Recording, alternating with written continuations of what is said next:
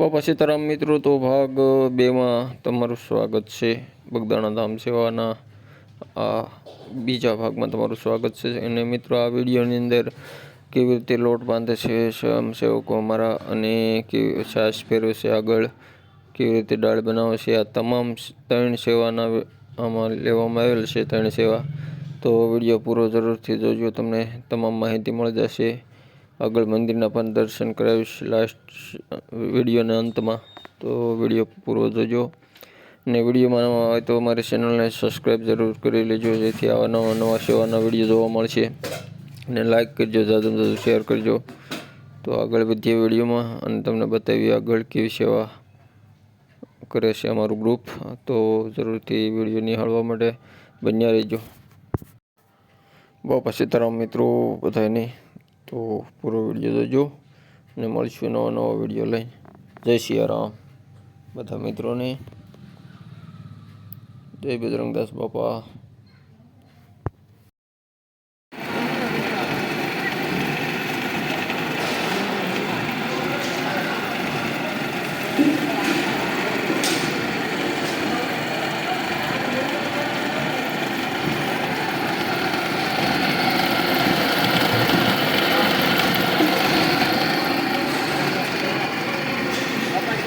બાપા સીતારામ, બાપા સીતારામ.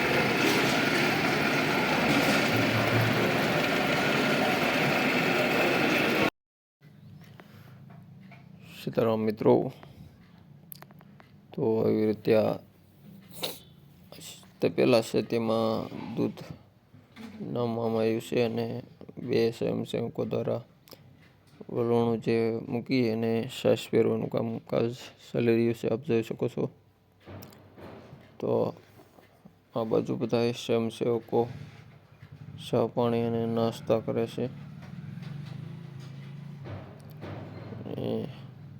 મારા એક સ્વયંસેવક બધાને ચા પીવડાવે છે. અને આ બાજુ દાળનું કામકાજ શરૂ થઈ રહ્યું છે. દાળ બાફવાનું કામકાજ શરૂ છે. આ બધા સ્વયંસેવકો દાળ બાફવા માટે કામકાજ કરી રહ્યા છે સેવાનું, જોઈ શકો છો.